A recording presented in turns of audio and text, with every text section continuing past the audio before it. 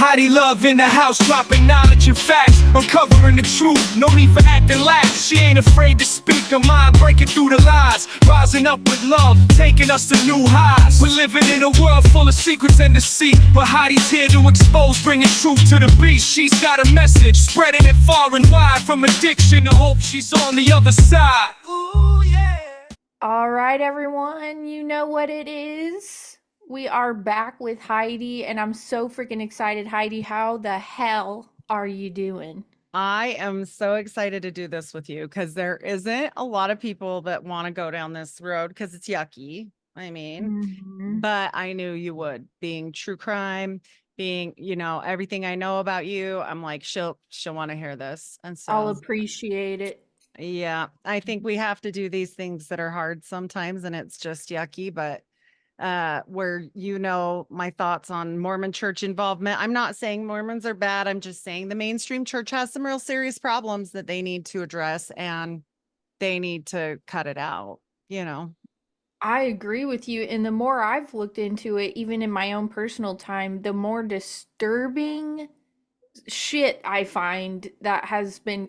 I even posted a video on Instagram of one of the things that I found.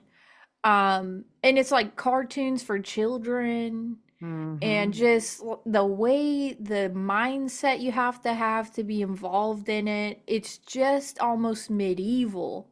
Yeah. Yep. Um, and it's just weird. So, like, we had done an episode before about those brothers who got Mhm. all crazy, and there was a homicide involved of a little Yep. tiny infant baby and her mother. But Yeah. so, what are we looking at today? What is So this? today, this is actually going to be called, and I'll screen share here in a minute, but it's called the Doomsday Cult. And this is very recent. These people have all either one's in court, so we'll do some allegedly on that. The others have all just barely been sentenced. And so this has barely happened. But when I started doing some backtracking on this case, and I do a lot with Exmo Joe, and he's like, did you hear this? Did you hear this? We were really doing a Tim Ballard situation. But when we were going down the Tim Ballard hill, we're like, wait a minute, why is this all connecting? And everybody started knowing kind of at the same time. And so this is going to tie together with Tim Ballard, with Jody Hildebrandt, with Ruby Frankie, with she was a very popular YouTuber, 8 Passengers is what it's called. Tom Harrison. This is going to get all the way up to one of the 12 apostles, Russell M. Ballard, who's passed away. Lucky he did, because otherwise he'd probably have charges as well. And I'm telling you, this is a very strange thing because it seems unrelated, but then when you dig far enough, you're like, wait a minute, this is related. And so Mhm. I had to show you what I found. So I'll show you some of this, but Lay it on me. yes, I'm it's excited because crazy. I did a whole episode on cults like last year or something, I think. Oh, wow. And there are so many cults, sister. It is It crazy. it is something that people just can't really fathom, and I get that because it seems unreal, right? Like it seems like no, that can't be true, but here we are. It's true. So, can you see this picture that I'm pulling up right Yes. now? Okay. This is kind of where things tie together. This is an internal core conference that was held. And if you'll notice, all these people are here. Tom Harrison is going to be very important. Tim Ballard is going to be very important. Jody Hildebrandt is very important. And so we're going to introduce with this as just kind of like, here is this group of people and why are they important? And there's something called connections with an X that comes out of this. And some of these people, like Jody Hildebrandt, is a therapist. Tom Harrison here was a therapist. And these people are important because, and this is Jody here, and everybody knows what I'm assuming by now what Tim Ballard looks like, but he's right here. And this goes back to a cult inside a cult. and it gets very strange. So this is going to go into the Chad Daybell, Lori Vallow case. This is Chad and this is Lori. And they got very strangely involved in this book that Tom Harrison wrote. And these are her two children that we're also going to be talking about, Tylee and JJ, who is her adopted child. So this, because this gets so complicated, is something I'm going to leave up here for a second while we talk, because it gets so confusing and so weird how all these connections happen that while I go through this timeline, it'll be good to have up for a minute. So this woman, Lori Vallow Daybell, was a Mormon mom, and she originally married a guy named Charles Vallow. Well, as far as recently-ish, 2006, 1990, Chad Daybell married his wife, and her name was Tammy in 1990. Well, they go about their way, but this was not Lori's first marriage. This is her fourth marriage by 2006, and she is not that old. So interesting enough, this is Charles here, who we are talking about. And they are the ones that adopted JJ because this was his sister's grandson. And he has autism, or had autism. We'll put that out there. These children are deceased. If you've been following this case, it happened for the majority part where everybody was found in Idaho, really close to where my son's whole family is from. So by Rigby, Idaho. And they were very involved in this book by Tom Harrison. And they would go to these conferences where Chad would speak about this book. And this book is called Visions of Glory. The problem I have with Tom is he was a therapist. He was also involved with the connections. And these are church connected people that the church actually recommends to you when you go and have a talk with your bishop and you are spilling your dirt on your life. They say, oh, you need counseling. And then they will refer you to counselors. So these counselors are not just, they picked them out of a phone book. These are people that are actually referred to, people to go to from the LDS church, mainstream LDS church. So this is why I bring them up, because it gets a little wild. And Chad is just a speaker, and they are preppers. These people are like hardcore into this prepping community.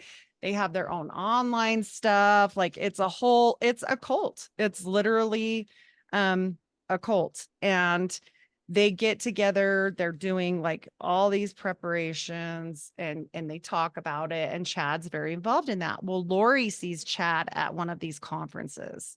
And that happened in 2018 in October. So Lori at this time was still married to Charles here. And right before she met Chad at this conference, her ex-husband, this girl, Tylee's dad right here, dies of a heart attack. No funny stuff there, but he dies. And so, the only dad she has left is this Charles, and they have this little family together, and she has older children and other stuff, but we're not going to get too far into that. It'll just get really confusing.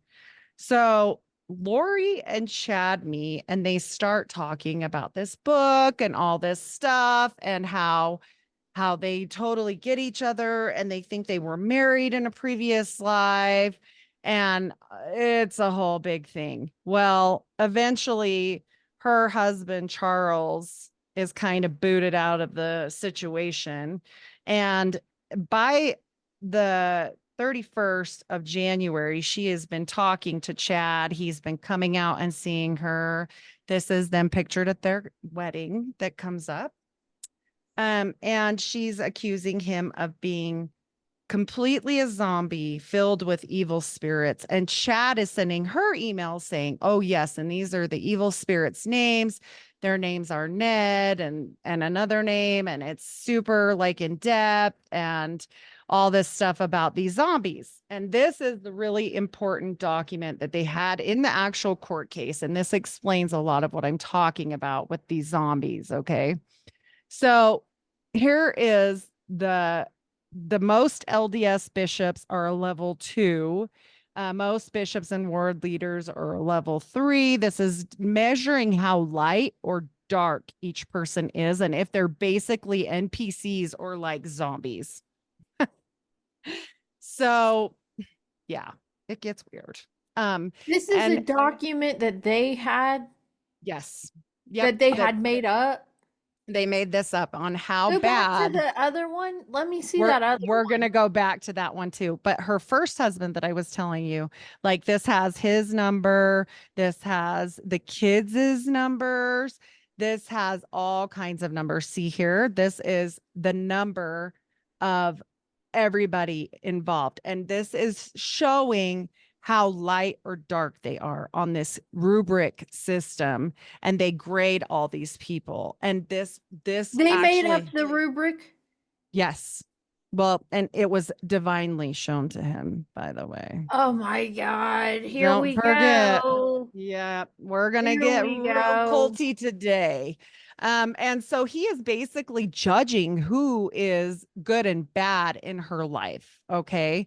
And she's just going hook, line, and sinker. I truly believe this woman probably has mental illness and is one of these followers. Now, I'm not saying she's innocent. I'm not. I'm just saying there's certain people in life that are codependent.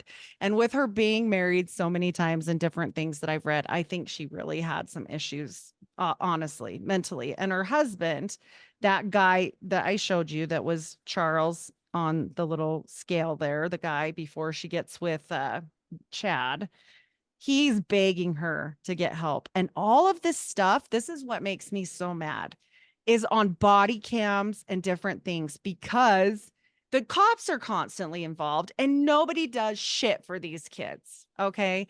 They know this lady is talking crazy zombie shit. He's telling the cops this. He's like, she needs to be locked up. She's got demon. She thinks everybody's a demon. She thinks all this crazy stuff. And they just let her go after 24-hour hold. And so he doesn't know what else to do. This poor guy, I'm going to go back to it for 1 minute so we can keep in reference why we do this. This poor guy right here, he's like, okay, I really love Lori, but I guess I'm going to have to divorce her. So he files for divorce in 2019 in February. And he's pretty much devastated because, like, they're telling him he has demons, that he cheated on her, all this crazy stuff. And he's just like, where did my regular life go? Like this happened kind of fast. Okay. She almost went manic or something. I'm not diagnosing her. I'm just saying this behavior is not normal.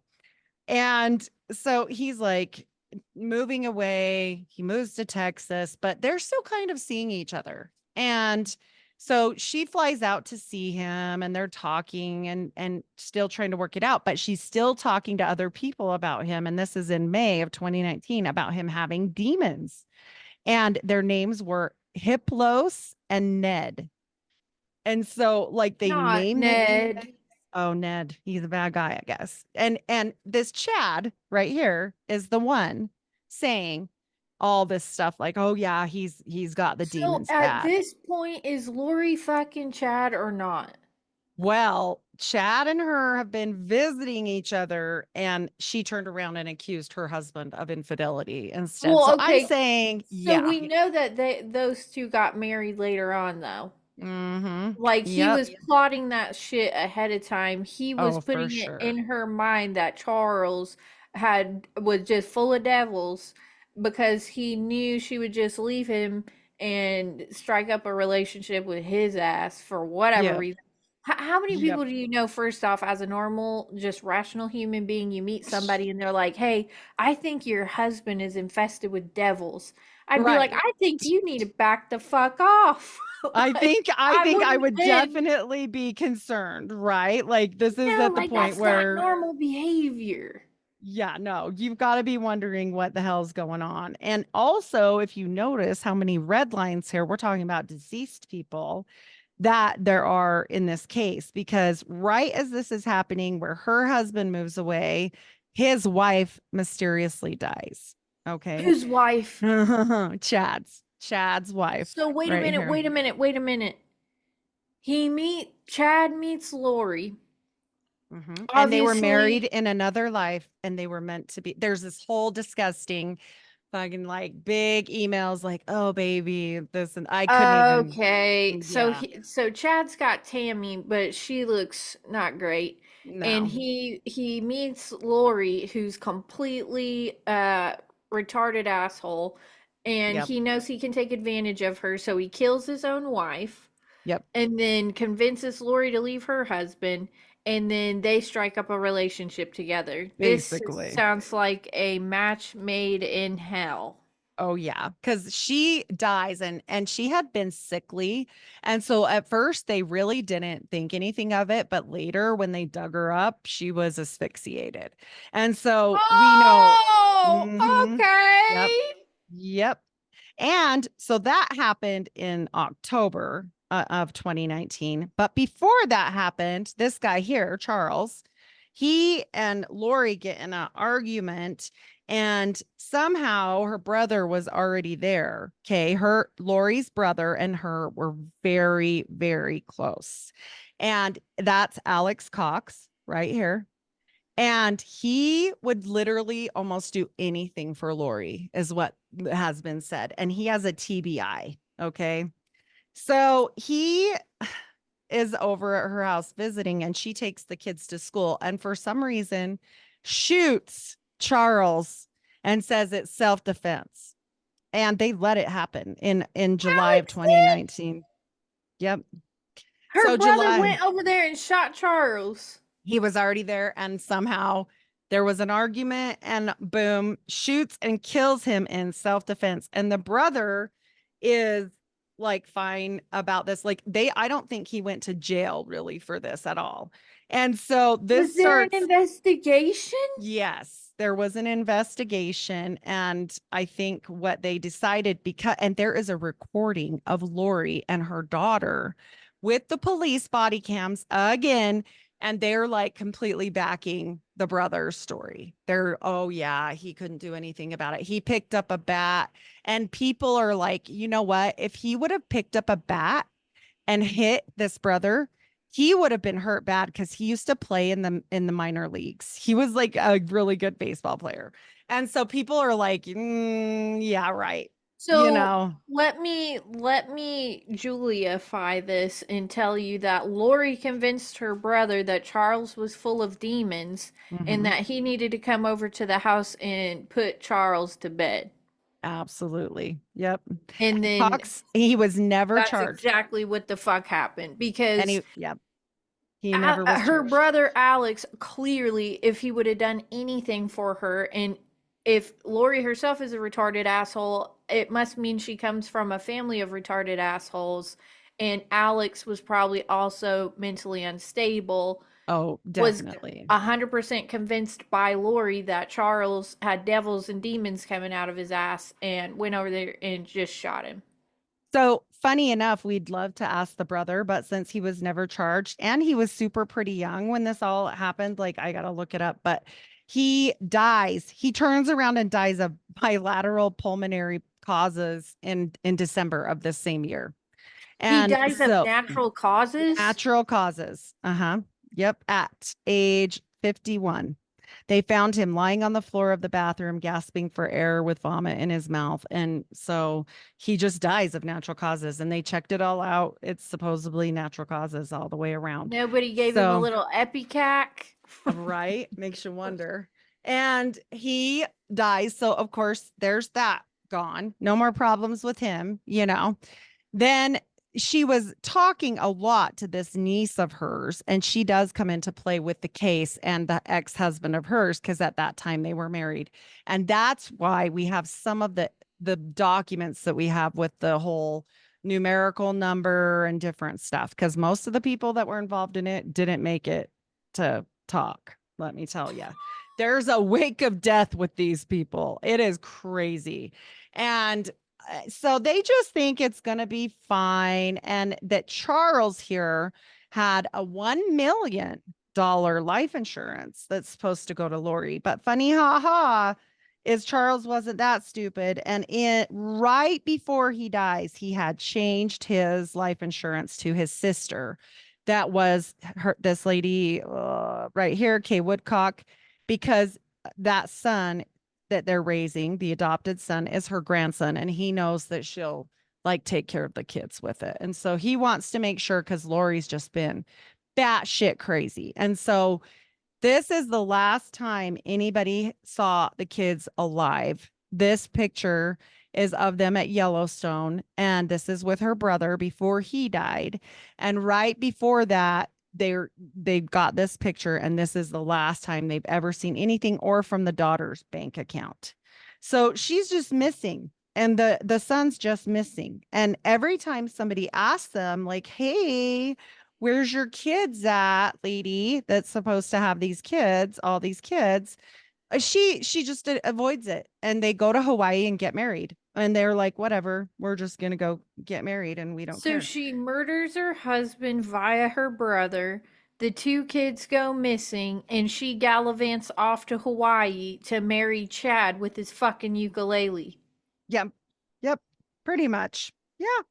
And so they're off doing whatever they want to do, Like, but wouldn't all of that a be the sudden, first red flag, though, that you're not worried about where your kids are and you're in fucking oh Hawaii yeah, she's getting just in remarried? Hawaii. Yeah, and this is all at the same time. Like, remember, the brother kills the ex-husband in July of 2019, and the last time the kids are seen is in September of 2019, and the brother dies in December of 2019, and they go to Hawaii in like November of 2019. So all this stuff is happening, and like nobody cares. Like, they let it go for so long. When this case was happening, everybody was like, "Where's your kids? Where's Tylee? Where's JJ? Where did you put your kids? Where are your kids?" Because for a while, she just did the whole like, they're with this person, they're with that person, they're with somebody When did the else. fucking police get involved? Right. Way too late. Way too Holy late. shit.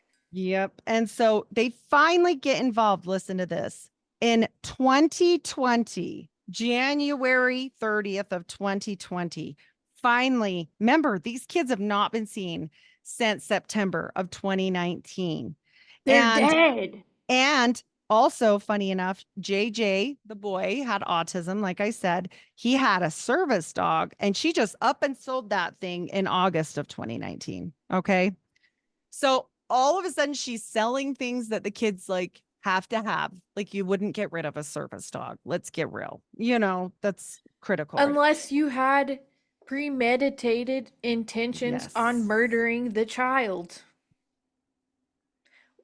So let me So, let me let me just go ahead and say she thought the kids were full of demons, or Chad thought the yes. kids were full of demons, and so Well, she had to fucking kill them too. their numbers were bad. Their numbers on the number scale, they were dark.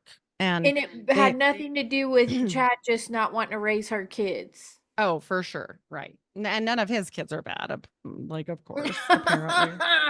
his kids So his kids are they're oh, raised. okay. They're raised. Yeah. They're raised and older. But like, finally, the freaking courts finally do say, we're exhuming your wife in December of 2019. And we're figuring out what's happening there. And you have a deadline to produce these kids. So when they serve the deadline, look at this picture. They serve the deadline. Oops, wrong way.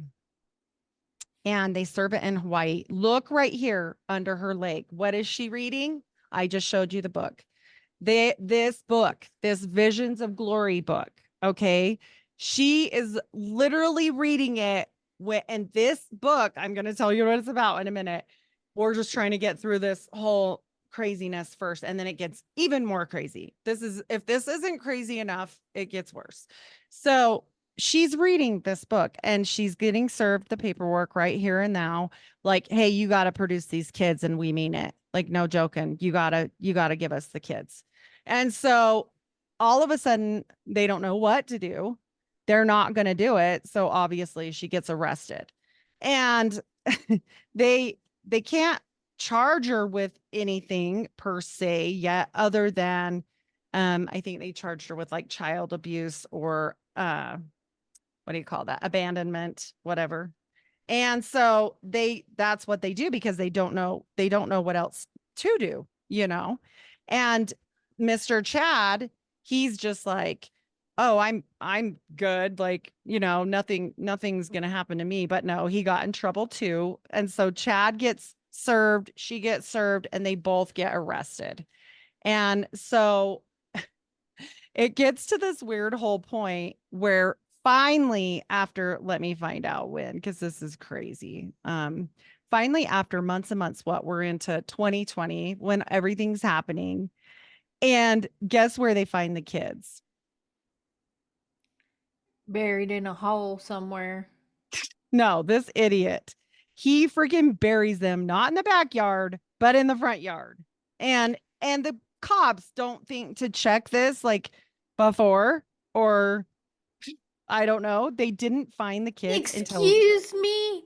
yep, at the He buried house. him at. How did his neighbors not see him digging a fucking shallow Well, you have grave? to understand about in Rexburg, Idaho, and I don't know, I haven't Google Earthed it, but like I know my family's from there. It's not highly populated. So it looks to me But from the yard that it's like kind of out in the middle of, was you there know. just like not there was this patch of the yard with no grass or Yeah, something and yeah, they it oh was crappy. Yeah, it was like this he crappy didn't even area. plant a tree on top of it, so he had a cover story, nothing. Yeah, no, they didn't even Nothing, no check. cover. Mm-mm. No, No, no. no, none Okay. of it. Yeah, how silly is this? And of course, they were trying to say they just died, right? And that they ran for their lives basically because they died. And there was actual asphyxiation. The kids were found with garbage bags over their head, all kinds of crazy Oh stuff. my It god. gets ugly, ugly. And so I was like, this is bananas because why wouldn't you?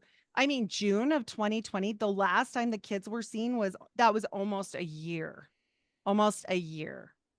How was the decomposition of the bodies? Yeah, it was bad. It was so bad. Was it equivalent to a year? Yeah, it was, they've Like been they dead had for, died pretty yeah, recently, yeah. like in June probably they. And guess what they died of? Just like his wife, asphyxia, because they had a covering over their head with a plastic bag and duct tape. So they knew by lung function and testing that's what it was, that they didn't So just you die. telling me he put bags over his wife's head and both of the kids' head and like first off, what a way to go. Yeah, so bad. And then buried them in his front Front fucking yard. yard. Yes. Yep. Like And he it's couldn't even, and I'm not saying this because I'm plotting on murdering anybody or anything like that, but it's like you couldn't even like if you were going to bury him because I wouldn't even go that route, but like first off backyard for sure or in the middle of a wilderness somewhere. And then like right. you have to plant a tree, put a pool on top of it, build a gazebo. Like you're not even being stealthy or clandestine at all. You Well, fucking went in your front and yard and dug a shallow grave. they actually found scratch marks on the bag suggesting he was awake and fought for his life. Like, Oh, yeah, wonderful. yeah, it was bad. It Fucking was bad. horrible. Yep. And she was so like decomped that they had a hard time like actually saying, I mean, homicide by unspecified means is what they put for her because Because she she was didn't so have. badly Yeah. decomposed? And she didn't have the bag, so they aren't sure. But there was Maybe she went first? pelvic trauma with her, and she was a young kid. Mm. She was a girl, young girl. And so, yeah, it was, yeah. And I mean, okay, they're saying she was dark. Like, how dark do you gotta be? Like, what did you do to some little kid and that they've got this stuff and they can't prove? But still, like she was 16 when she disappeared. And so she was pretty young still. And all of a sudden she just has trauma there. Like, okay, yeah, whatever. There was animal bites and stuff. And so they couldn't prove everything on her case but I'm like, if there was animal bites, like what what was going on? Like They went left her outside. but Oh my like the neighbors, god. like I'm with you. I'm like, what? Like, How do you what have a about the body chilling neighbors? in your backyard for that long? The animals start coming taking nibbles off of it and nobody's fucking suspecting a No motherfuck. one cares. Yeah, and no one cares. What? Wow. Yeah. Yeah. And so it was trauma identified on 3 of her bones, the left and right hip bones and the back of the pelvis. So they didn't say she was technically dismembered, but Like it they says it tried to? indicated stabbing and chopping action. Mhm. So they left her outside, then tried to dismember her, then And then an couldn't. animal. And then the Yeah. animals smelled the body and all chopped up and stuff and came and started eating on it and then they Yes. decided to bury her. Oh Yes. my god. So Chad and Lori obviously are going to spend the rest of their lives in jail.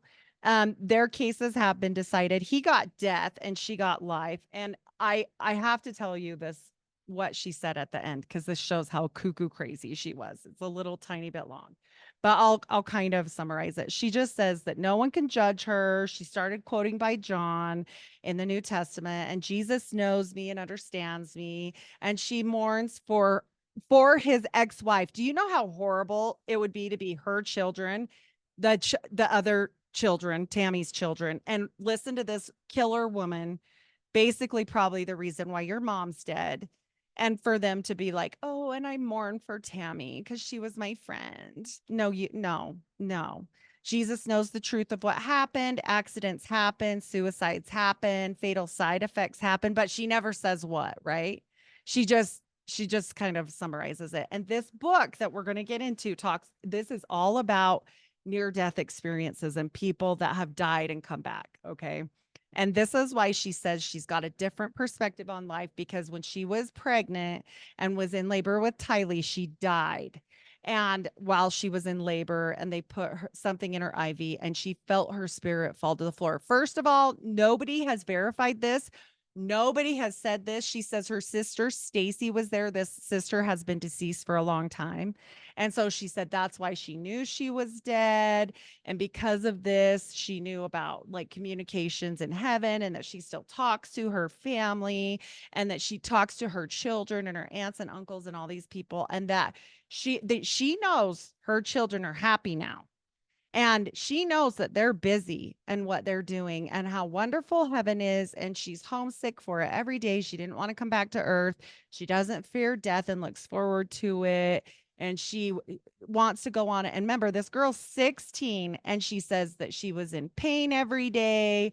She was sick every day. And then she goes on and on about how she had to get her, what do you call it? Graduation with a GED because was sick. And I'm like, that doesn't mean she needed to die, you wacko.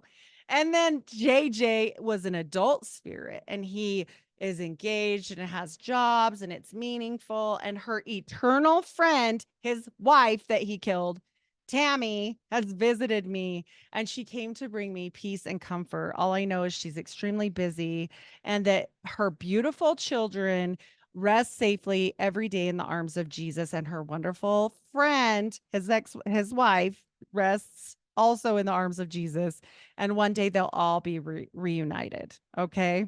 So that is that case. And it goes deep, and you have to understand, if you read this book, Visions of Glory, what happens to the guy in this book, Tom Harrison, is, guess what? They gave him something in his IV and he felt his spirit leaving his body. Sound familiar? So she's just regurgitating information she read in that book. Yes, but here's where I have a huge problem with this book.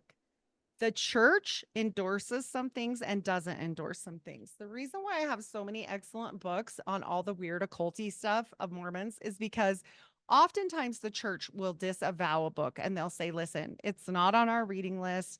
Don't go read that book. We don't like it, blah, blah, blah, right? They kind of blackball it. And they won't do it with this book. And not only will they not do it with this book, which has caused not just this problem, a whole cult, a whole doomsday cult and following of the guy that wrote this, who is still alive. He's still alive and was, guess what? One of the therapists in that first group I showed you. one of the therapists. Now, What? yes, this gets so weird, bro. Like this gets weird. And he is currently retired because he lost his license, but don't worry, that doesn't stop these people. And they become like coaches, life coaches, whatever, whatever. And also he was super good friends with Chad Daybell, the killer, most likely, of all these people in this. Okay. The guy who wrote the book was good friends with Chad. Chad. Yes. So we're gonna just group him in with the retarded assholes. Yeah, exactly. Exactly that. And he lost his license, obviously, probably from some issue. But remember, before he lost his license, he was being referred by the church, the mainstream LDS church, to go to this therapist. This therapist is a good person. You need to go to him because the church runs their own, like, adoptions. They run all their own social services. They have a huge social service thing. They like do the all the recommendations for like therapy and like lawyers for adoptions and all this stuff. And I'll tell you, the adoptions back, I don't know about for now, but 10, 15 years ago are always closed, and the hardest adoptions. Like they're never open. They're never the good kind where the parent can be involved, and they always recommend this for underage girls. Yeah. So this is one of the guys that they were actually referring to on that connections that I was telling you about. And so again, we're going to get into not only that, but this next one, and this next one is also a finished case. So this is about Ruby Frankie and Jody Hildebrandt. Also, Jody Hildebrandt, therapist on the connections, just where I showed you that the church recommends to people. Now, this What is the fuck am I this looking gets at? shitty. This gets so bad. So this is actual pictures, and the guy that called this in was crying. This happened in southern Utah in Ivins, where I actually used to live. I had my baby there, in my house there, everything. And so there is more of a compound than a house there, but Jody Hildebrandt lived there. And she knew that this family of Ruby Frankie was really famous, and they had this 8 passengers YouTube channel. And she was known for like, oh, these are my kids, and they're this cute little Mormon family with all these beautiful blonde children. And they had a channel where she would be like, okay, at first it was cute stuff like, this is what we do because we have a family of 8, because we have 6 kids. But then it started getting dark after they start getting help from Jody Hildebrandt. Jody comes in, and this isn't the first case she's done this with, by the way. She separates the men from the women and kicks the men out of the house. And always there, she's like, oh, he's addicted to porn. He's addicted to this or that. She'd been involved in another case where literally she got the wife to like sabotage the husband so he'd be out of the house, and like took a picture of him. He was bathing her little kid, and she came in a negligee, and she'd been withholding for like a long time, and she's like, hey baby. And so of course he had things pop up, and she took a picture of it while he was bathing his kid. Ruined his life. Ruined Oh his my life. god. So she like has this way about like this manipulation and getting him out of the house. And then all of a sudden kids are starting to be affected. Like, hey, where's this other kid that was involved in this family's cool like family thing? And people that are followers of this channel, like hardcore fans, they're like, hey, where's the one kid? And they're like, oh, blah blah blah, like he's just gone right now. And then she finally admits like, no, he's in a program for troubled teens and all this stuff. And there'd never been a problem. There had never been like any issue with these kids that they had said before. So it was kind of confusing. And they were like, what do you mean? Like, we never heard anything about this. We never knew like what's happening, you know? So once again, this mentor of Jody Hildebrandt that is doing this was, you got it, Tom Harrison. Not only to Chad Daybell, not only to Lori Vallow, not only to Tim Ballard, we're going to get to that, but to this woman that moves out the husband in this case. And these kids were found because he escaped his house and went to the neighbors. He was emaciated, disgustingly emaciated. They had to go into Jody Hildebrandt's house, which is the therapist, not even the family, not the family. They lived in Springville, which is quite a ways away from that. And they went in and found other kids locked in closets in like soundproof rooms with handcuffs on. And the kid that they were trying to get to come with them would not come with them. She's like, nope, I deserve this. I'm a bad person. I have to do this because I'm a bad kid. You can't take me unless you're going to put me in jail. Then I'll go with you, blah, blah, blah. Okay. So finally, they get her to come with them. And she's also emaciated, horribly like abused, these kids. Like the neighbor was crying on the 911 call. Wait a second. The guy who wrote the near death book, is this Hildebrandt's Mentor. mentor? It is. Mm-hmm. And Tom Harrison. So just a Like little they're about close, this like they're book. besties? Like they're on the board together. They're both therapists together for the same thing for the LDS church.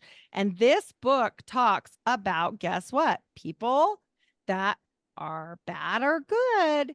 And maybe they have demons and evil spirits controlling people, and people either being good or bad, and like zombies and portals and afterlife and all this weird stuff. And so when he writes this book, he's talking even about like he had a life or death experience and he knew that the doctor was having an affair with the nurse because he just knew. And he went through to the desk and the desk was crying to be burned alive because the doctor wrote the love letters there at the desk. And then the desk had feelings and the couch.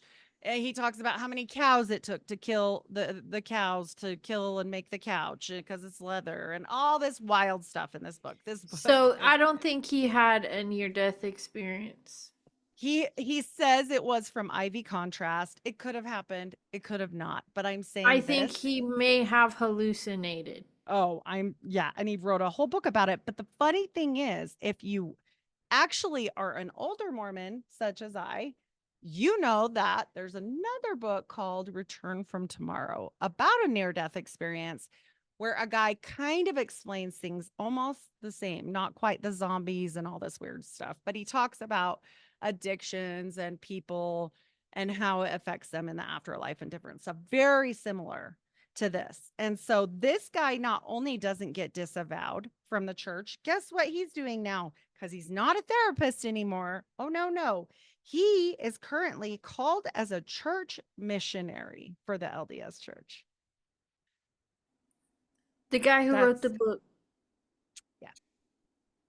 So Yep. they so even though they see that all the people he mentors have turned into serial murderers and abusers of children, he's been called on some kind of special missionary program. Yes. Yes. And to be a missionary, I mean, that is like a high up, especially when you're older. That's like a high up position. That means that he's going out teaching others about the church. Mormonism.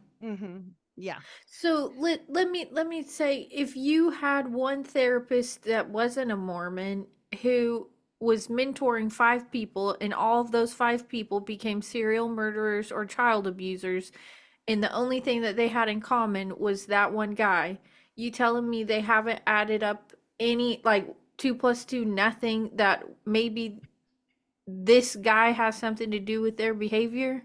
Right. Exactly. Oh, and it gets even better because it gets weirder. And so they're ignoring, obviously they don't want to, address anything. He has been sent a letter by another lady that does a ton of true crime stuff, and he just basically wrote a letter saying like, I'm not dealing with this and that's all I have to say about it, basically.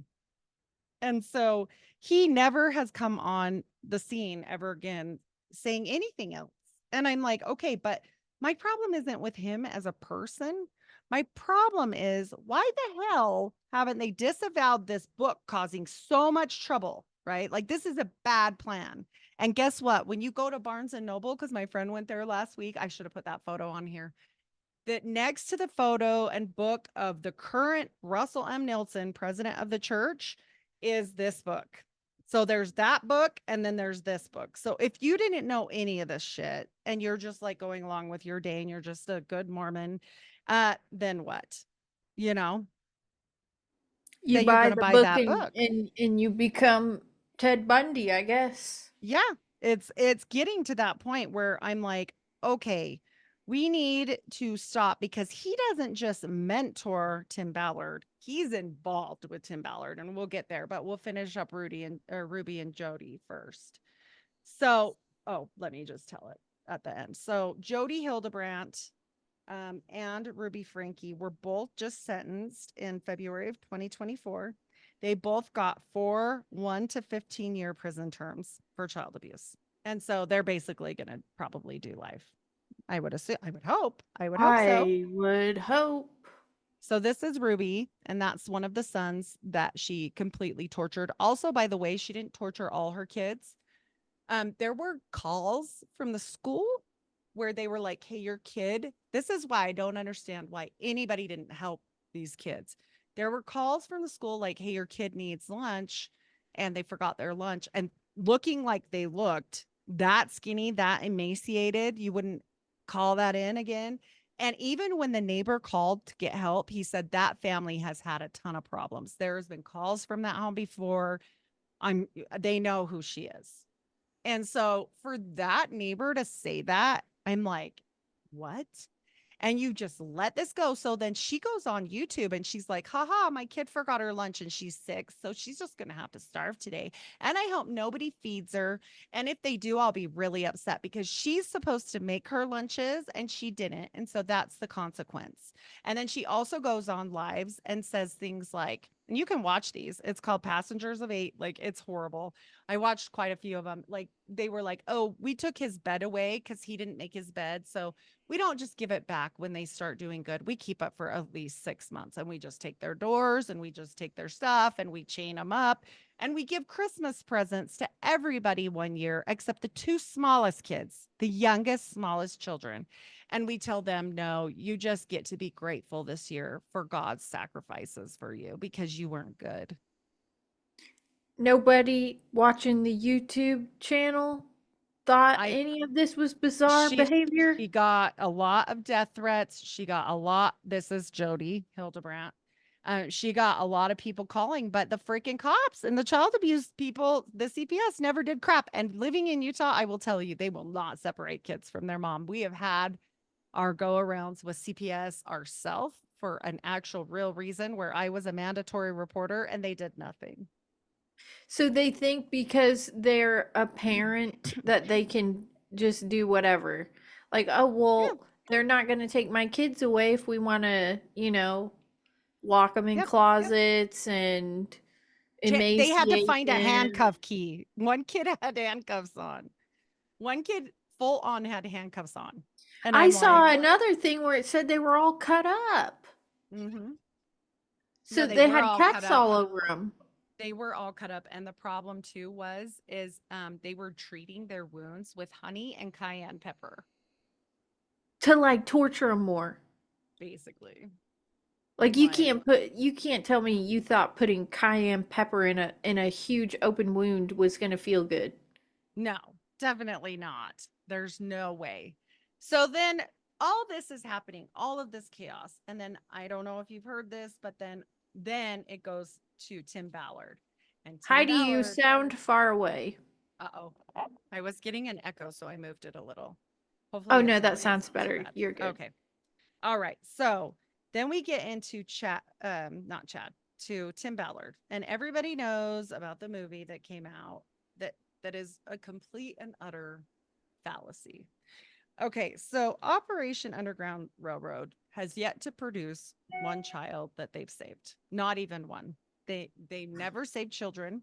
This is a story that is a true story that Tim Ballard brings us called the story of Gardy Marty. I know that sounds made up, but this is this kid's name.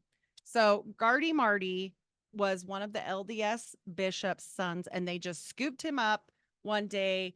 I can't remember. I think it was in Argentina, but I don't quote. Oh no, Guatemala. It was in Guatemala, I think. And one day they just came up, grabbed this kid, and he's never been seen again. So that was the kid that Tim Ballard was supposed to go rescue.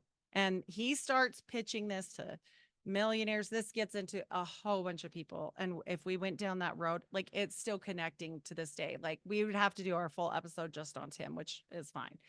But Tim is involved in so much stuff that is so crooked. It's supposed to be a charity organization, right? And next thing you know, he's making so much money. He's basically skimming everything. He was never the guy that he presents himself to be in the movie Sound of Freedom. He was basically a pencil pusher. He was never like the gung ho, badass that they portray him to be. He has never saved any kids. It was not. They set up the operation, and actually, there's a whole bunch of people that came forward to say he made the child trafficking a problem because he brought all these rich Americans over pretending that they wanted that. And so they all basically yielded to him and found kids, but that it wasn't a thing before that. And so they're basically saying it wasn't a problem until he got here. Whether it was or not, I don't know. But I know that this situation with Tim and that movie and their actual Operation Underground Railroad was a joke, to the point where Elizabeth Smart's dad was involved in this charity and he left. He was like, nope, I'm done with this. This is crooked. I can't be a part of it. He's got no comments on it. But not only does Tim Ballard have such a relationship with, you guessed it, back to Tom Harrison. Tom Harrison told him that he was actually going to be a prophet of the LDS Church, which is the top, like Joseph Smith, and the president of the United States one day. And he also told me that he had another psychic friend here in Utah that would tell him things about all this stuff. And so he starts having Janet Russin, who actually ends up being equated to Ghislaine Maxwell. She is his Ghislaine Maxwell. And this guy that you're seeing him with, and it doesn't matter what it says in the middle, I just wanted to show the photo, is one of the 12 apostles of the LDS Church. And this is, now that's Tim Ballard, and this is Prophet Ballard. And so I know they're not related. And I know it's confusing, but they're not. And so this one is one of the 12 apostles. Remember what I told you when we had our little episode on the second anointing and that they could do anything bad that they wanted if they got that here on earth except for murder? Yeah. I think he got it, because guess who recommends you for that position? One of the 12 apostles. And this apostle is one of the 12. So I can almost guarantee, because he literally thought that Tim Ballard was going to be the next prophet of the church. He literally believed in Tom Harrison's stuff, that all was going to happen. And he was a lot of the money behind Tim's operations that are completely corrupt.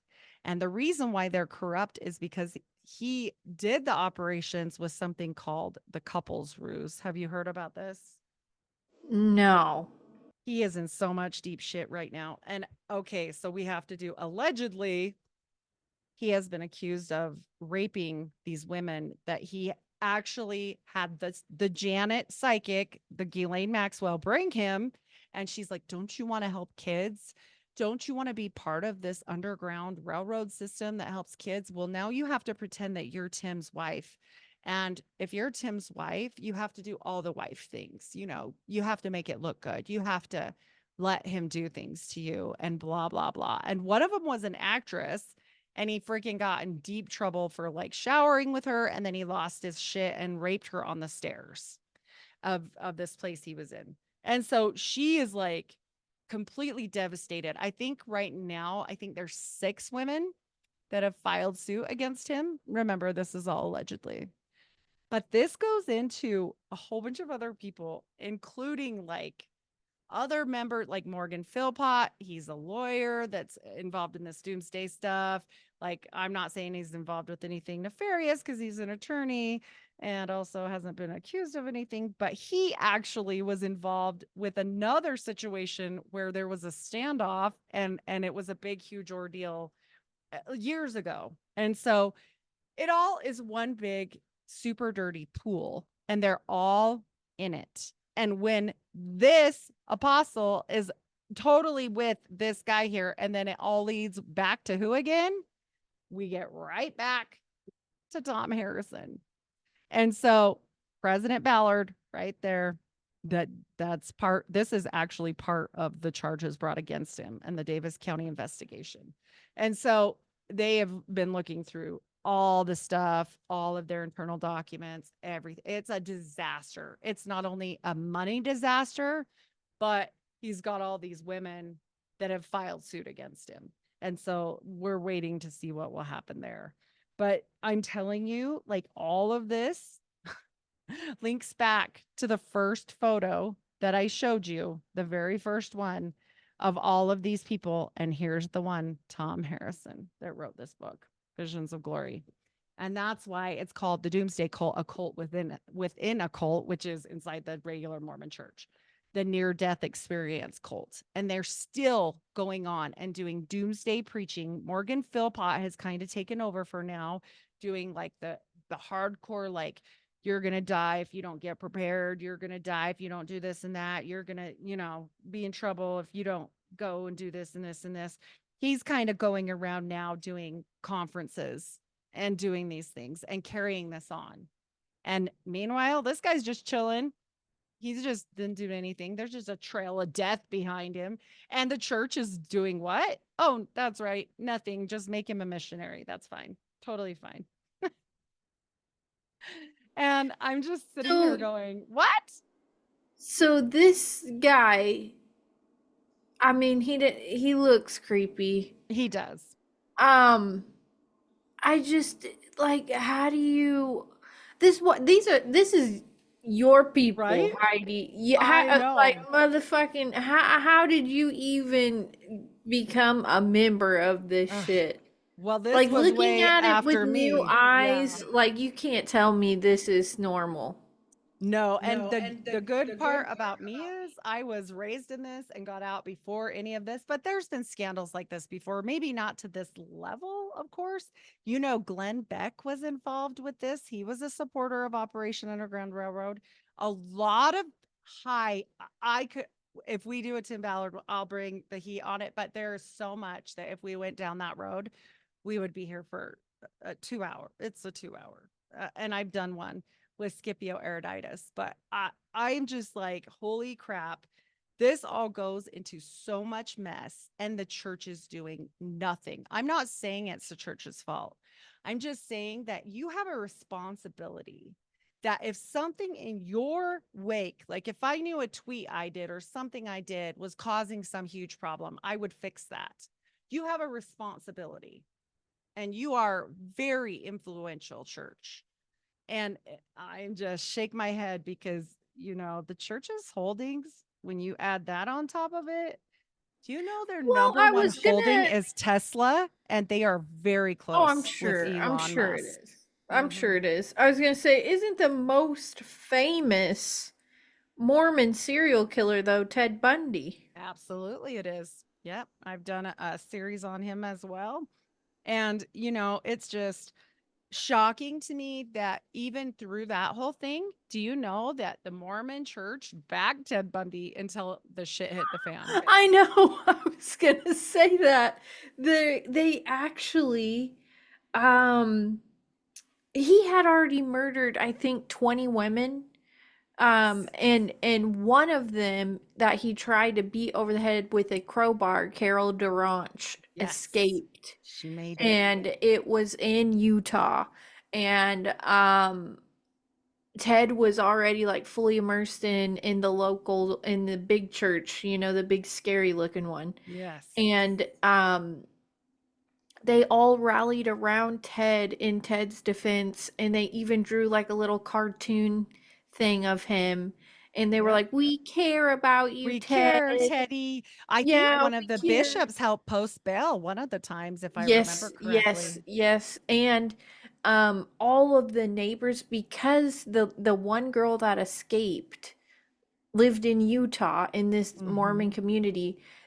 When she identified Ted Bundy as her attacker, all of her neighbors came over to her and were like, "Carol, are you sure? He just don't look like the type. He just doesn't seem like the type. Are you really sure it was him?" Well, and they And get so crazy. They're just so like, what?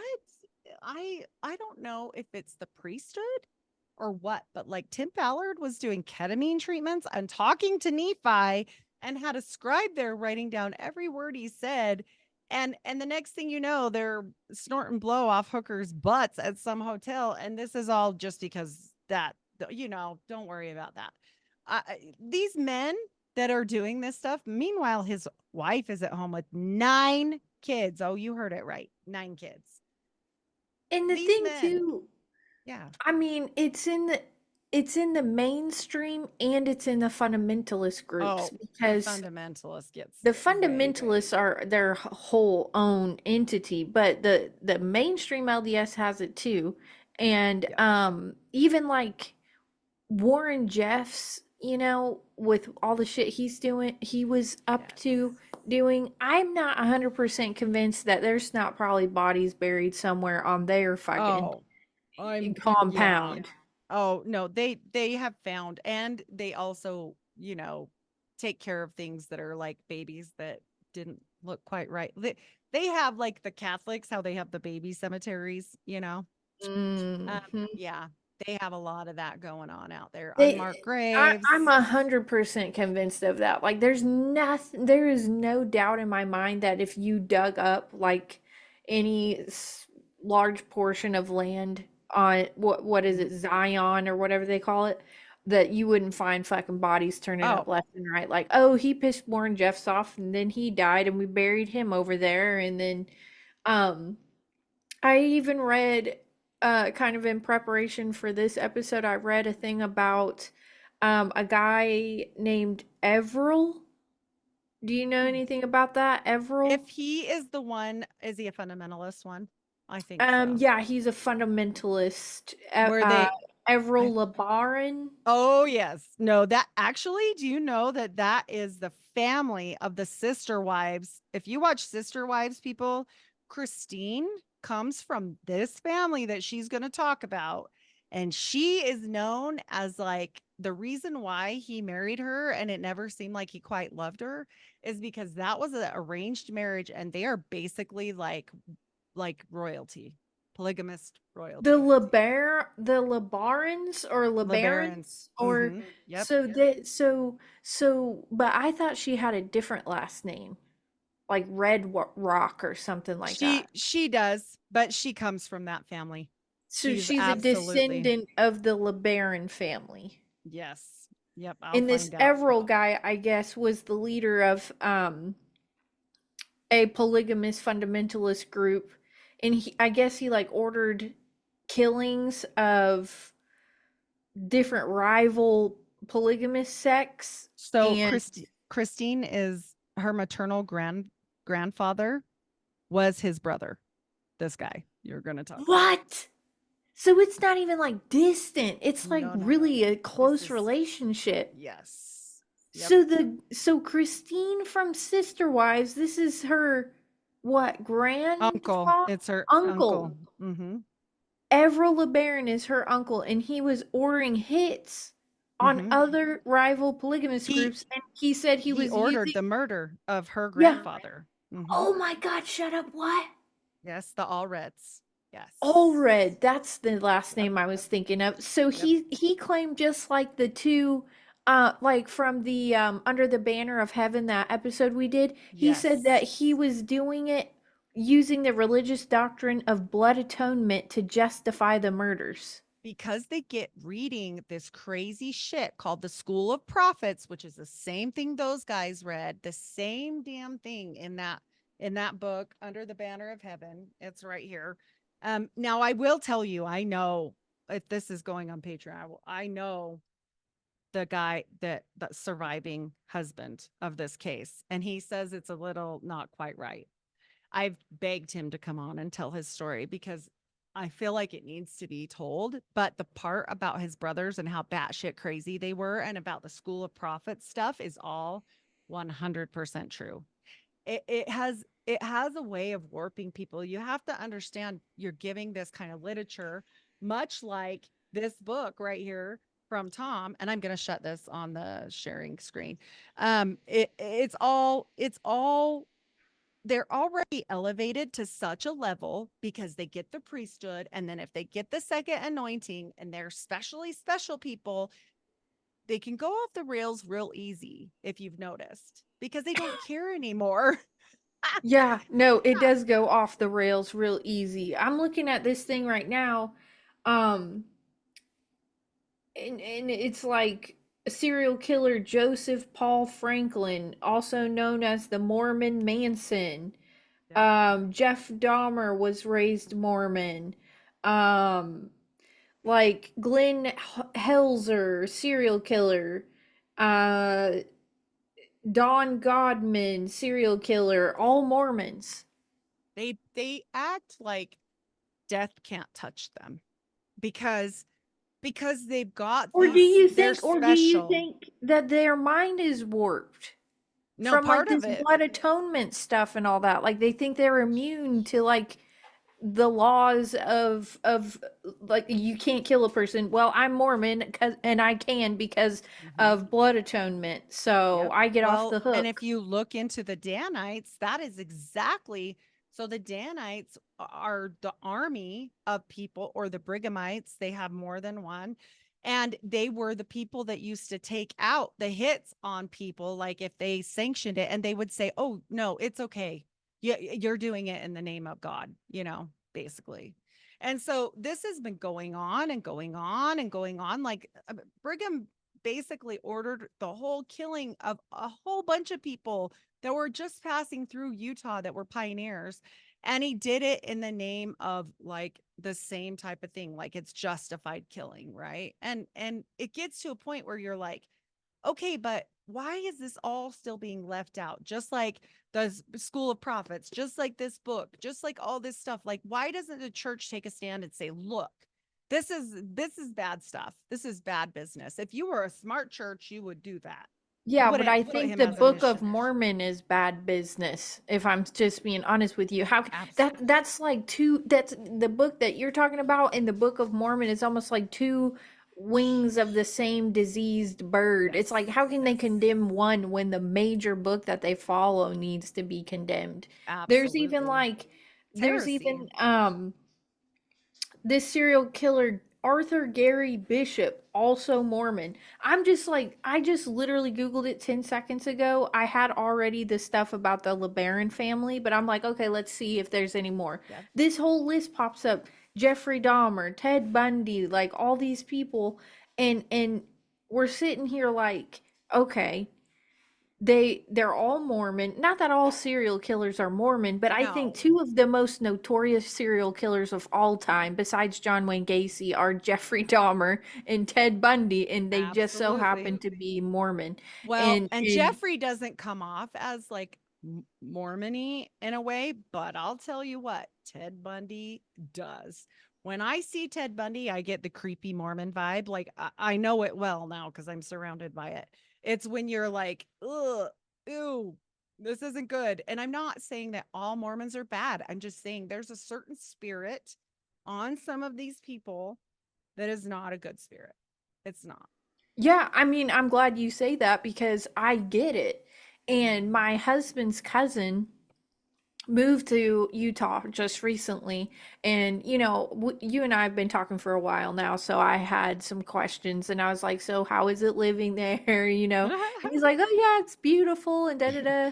But he said he does get proselytized at his home by Mormons, all the time. And he was joking with me. He was like, "Oh, next time I come visit, I'm gonna bring you the Book of Mormon." I was like, "Please do not get brainwashed. Please do not get yourself involved in a cult. Please do not." Like, I didn't know that they still go door to door and do Oh, that shit. absolutely. That's what the missionaries are for. And every boy, if you're a good Mormon, at age, it used to be 19, but now it's 18, is actually not forced, but like it's expected of you. It's expected of you. And if you don't go and be a missionary, and it's 2 years, no dating, no kissing girls, 2 years in the prime of their life, no taking scholarships, no going to college, no putting it off. Like you are looked at to go, and they pay for it themselves. It's $500 a month to go. And Go they get where?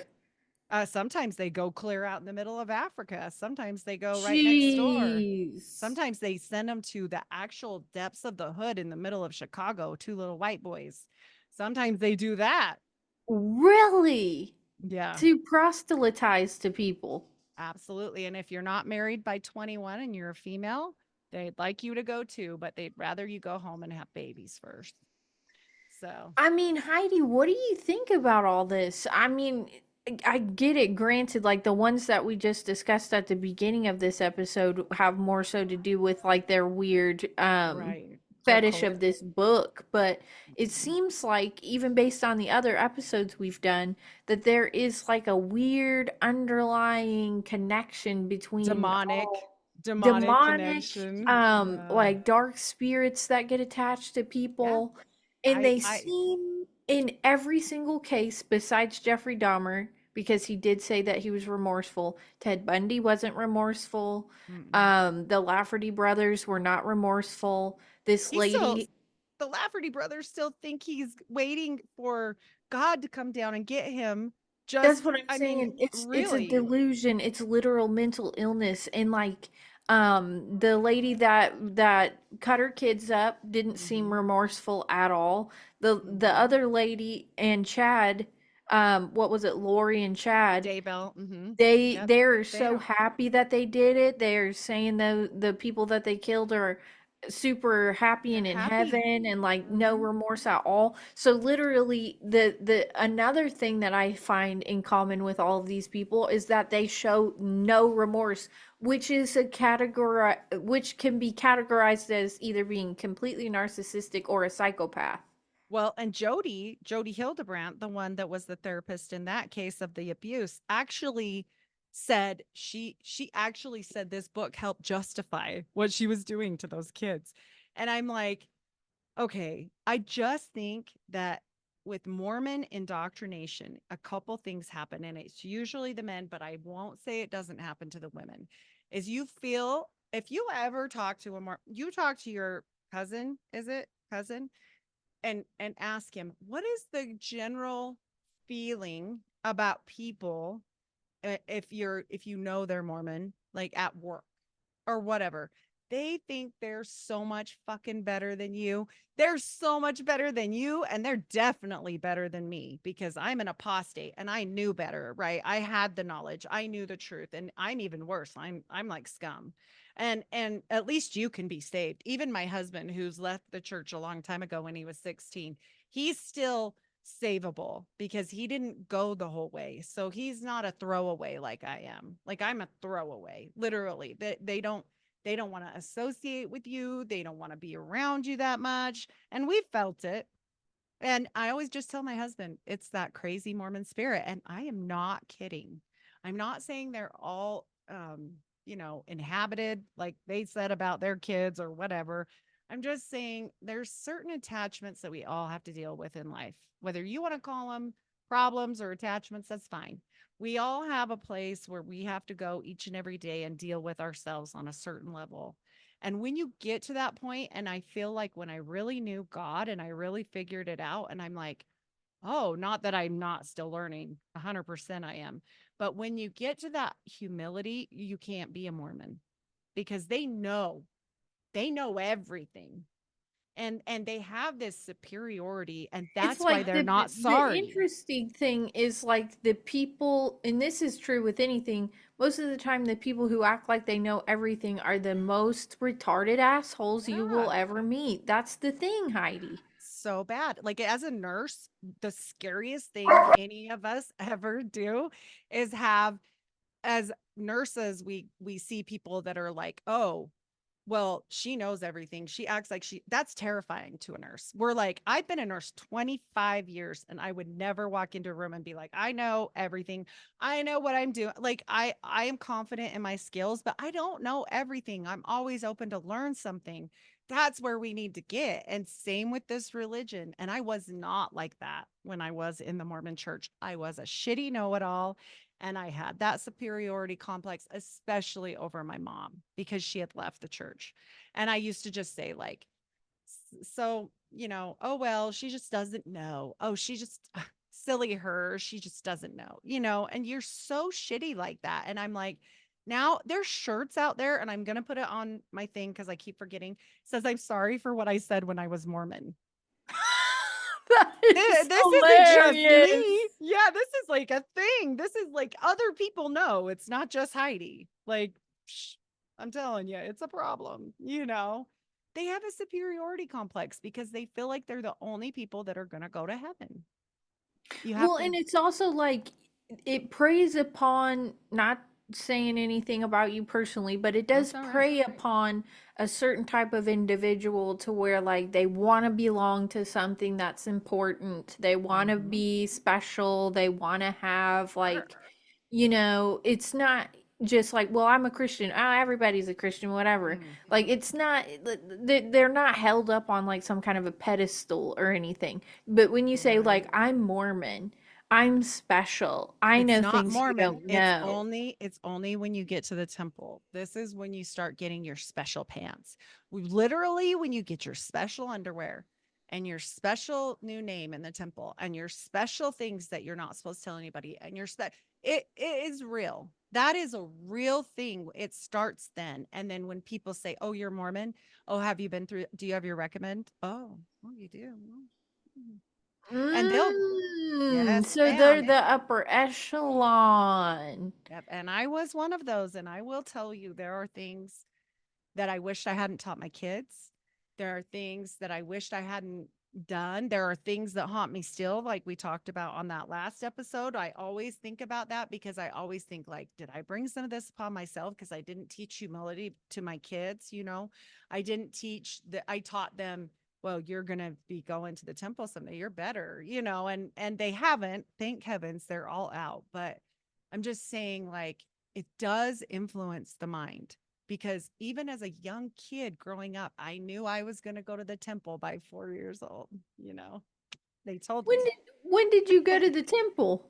Well, they don't let you go till you're older, but I was 20 years old. But like when you're 4, when you're 2, you're singing songs about, I'm going to go to the temple one day. The prophet wants me to, blah, blah, blah. There's this whole song about it. Everything that you do is about going to the temple till you get there. And that's why I had such a mental issue. Not that I never went again. People like to say, "Oh, you just freaked out and then you never went back." No, no, I went back. I stayed in a long time after I got out at 34. I went through at 20. So for 14 more years, I stayed in.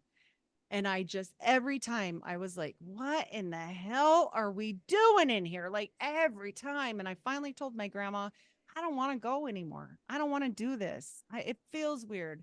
I know the difference between good and bad, and this feels bad. This feels weird. It doesn't feel good. I don't like it. And she just kept saying, you'll get used to it. And I'm like, but what if I never do? I don't like it? Mm-hmm.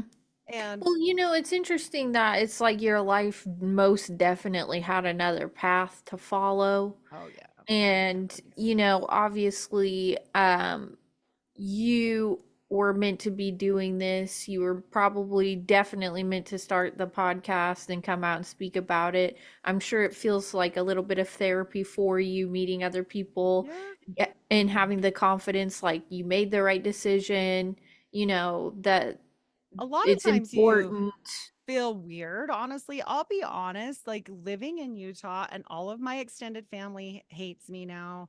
Like there's no Fuck them. uncles, no aunts, no nobody. And Fuck they them. don't understand me. You know what I mean? And my in-laws, they watch this, they just ignore it if I say, "Oh, I had a podcast." I never bring up anything that would offend them. I just say I had a podcast Honestly, though, yesterday. Heidi, like you have another whole entire family, your small family, and also like Yes. your extended family, which is like us. Yes. And so I don't know about you, but when I started podcasting, I started becoming addicted to having these type of conversations with people who knew where I was coming from. And it's not That's to so say funny that that you say that because yesterday I told my son, I love all of you so much because we got together, but what did they do the whole time? We're together. on their This. phone, yeah. And I said, you know what makes me sad is that we're all together and I love that we're together.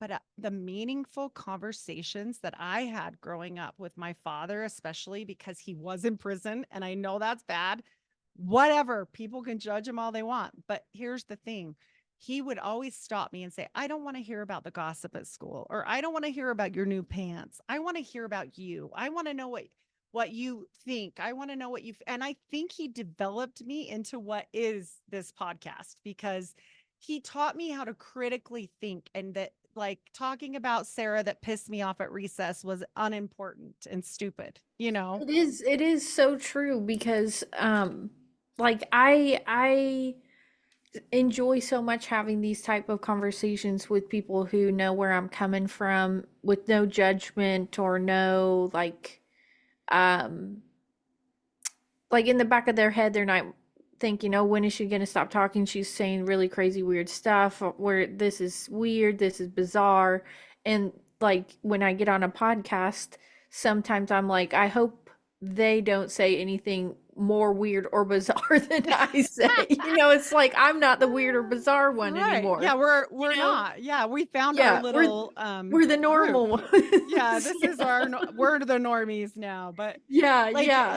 you So can't just talk about it at dinner, but no, yeah, sometimes you do and then you get you proved sneak a right. little, yeah, well, Yeah. you try to sneak a little something in every now and again. Me and my mom, like growing up, we had just kind of like you and your dad, which my dad is in prison too, by the way. Oh, But okay, he good. writes, Not yeah. good. Not good, Um, but you know what I no, mean. I was gonna say I know where you're coming from though, because he writes me like 16-page letters. But me and my mom, we used to sit and just talk for hours and hours and hours about all this kind of stuff. She would watch documentaries with me, and then we talk about the documentaries. Like we watched Zeitgeist together when it was popular, and Yeah. all the ghost shows, all the Criminal Minds, and all the like true crime shows. And so I always had a mind about me that the world isn't exactly how it's like cracked up to be. Like it's Well, that not like people there's can so look much so more. perfect, right? And not Mhm. be like, because you've seen the true crime, and it's usually people that have all their shit together and they're like a Yeah, and they're always mess. like good Yeah. looking, or Oh, why would they, what was the motive? Like their life was perfect, or they were rich, or this. And so I always had this in my mind, but and then becoming a conspiracy theorist, a lot of the so-called true crime and serial killers feed into other conspiracies, like larger conspiracies, like underground child trafficking, uh, you know the like the Mormon thing, then there's well, the like the MK Ultra Mormons. programs, and like they're Yeah. making serial killers, and like they're proud of what they've done, and it just all this time you just thought they were serial killers, turns out there's this whole big overarching, like it wasn't just a serial killer. It turns out No. like they were creating serial killers at one point and just like son of samming them all out over Yes. everywhere. You know what I'm saying? Like Yes. it And goes and so they deep. I think that the Mormons are so involved in things because, like, every time I do like Mormon Mondays with Paranoid American, we're talking about crazy things that it shouldn't even have anything to do with Mormons, but we're talking about space. And guess what comes up? Even the Space Shuttle Challenger, the failure of the O rings link back to Warren Jeffs. Warren Jeffs owned the company Hydropack that made those O-rings. Right, Now, I knew about that.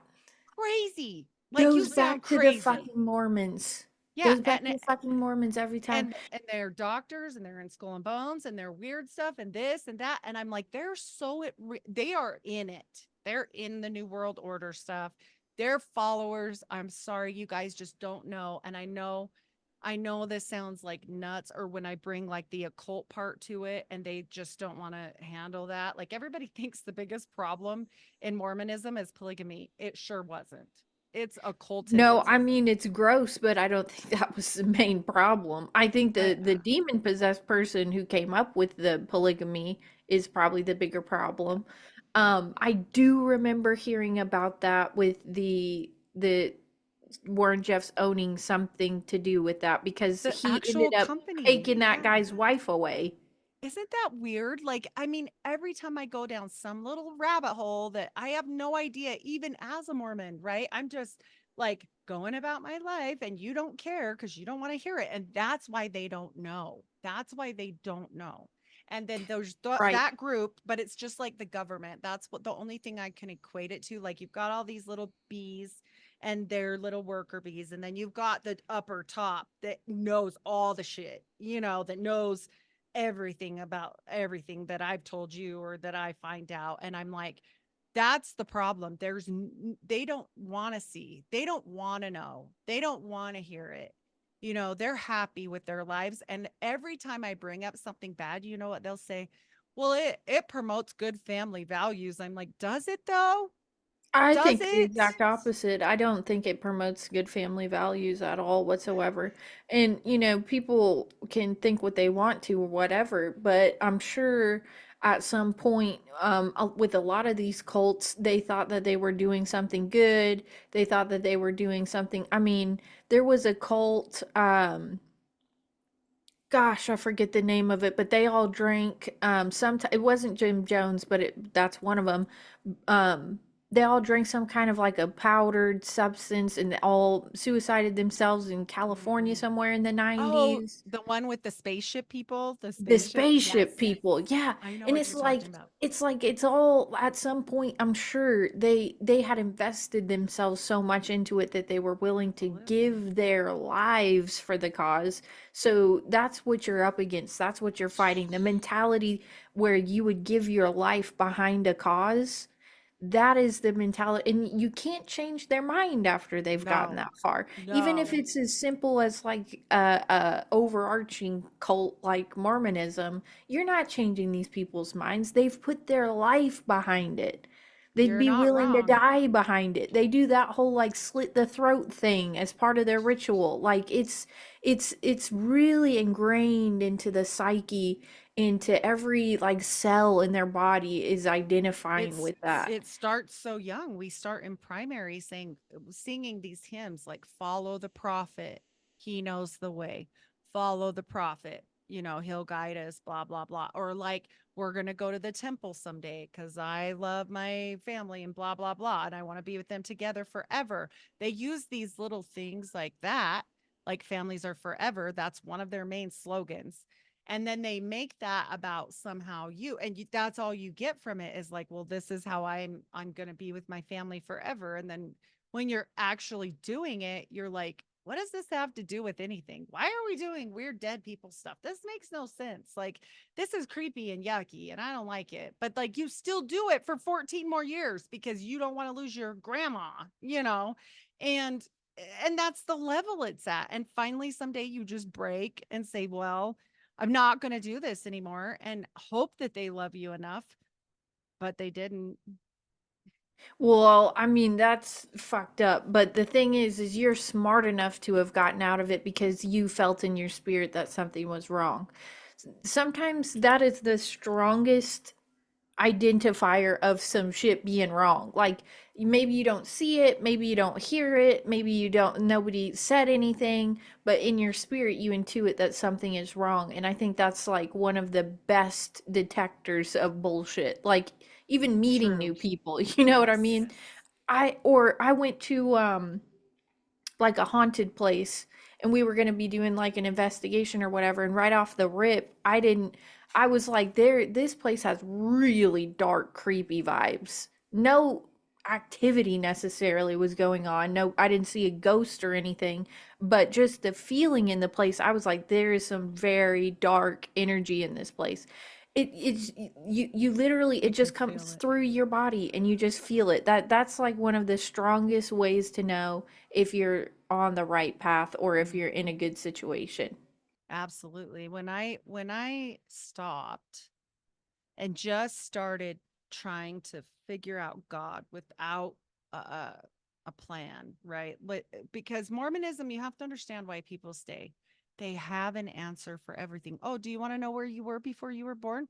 Here you go. Do you want to know where you go after you die? Here you go. He has an answer for everything. And that is so important to people because they want that finality of like, I know everything. Look, I've been to the temple. I do all I know everything. I'm superior and I'm smart and look at me. But really, like you said, what is God really where we know where we're going on the right path, like that place you went to? We have a gut instinct for a reason. There is a reason why our adrenaline starts going. Like, what happened to you? Like, I got to get out of here. This seems unsafe. Like there's a reason for that. And we all just put it away sometimes because you're with your grandma or you're supposed to do this thing or you're supposed to film that day. And sometimes it's just not supposed to happen. And people will push it and say, yes, it is. And I think that was most of my life. And luckily, it's not anymore. Like, I'm not Well, doing any thank anymore. fucking God. Because I Yes. truly enjoy working with you and it'd be a shame. Thank you. I hope if I'm gonna do a whole episode on you if you fucking revert back. I'm gonna be like, No, no, Heidi's fucking lost her damn mind. She's no. crazy as fucking rat turds. I can't even Yeah, believe she did that. I could never go back. And my husband is like just like me, and all our kids are good like that too. So I feel like we have a solid standing, and my mom too. Like we've got our own little tribe now, even though it can be lonely, especially in this state. But Mm. it is what it is, and we could leave, but we would be giving up a lot because like my elderly mom lives here, my grandkids are being born, like all this stuff, and we just don't want to miss that. It's worth the No. hit. Yeah, it's worth the No. hit. I Yeah, mean, it doesn't the one chick, Christine from Sister Wives, doesn't she still live in she Utah and does she's live all the it. way out and she's all Yep, the way public. I mean, she yep, she denounced everything. yep, she's out too, So, and I a mean, lot of it's people not are like you're leaving. alone in it. Like No. there's an actual public figure who has come out and been like, "Fuck this shit." Yeah, it's wild. I mean, and for people to like she got out for different valid reasons, but for them to never go the trek down to say, this is not probably good because he was talking to an angel from who knows where, an angel, a spirit, whatever. Like they don't want to know. Like I have so many people that are like, I don't want to know that. And I'm like, okay, well, you know. Ignorance is bliss, I guess. Yeah, we're back to the steak with Neo, right? Like we're back to the one guy that just wants to eat the steak and he doesn't want the Mhm. red pill. And I'm like, I get it.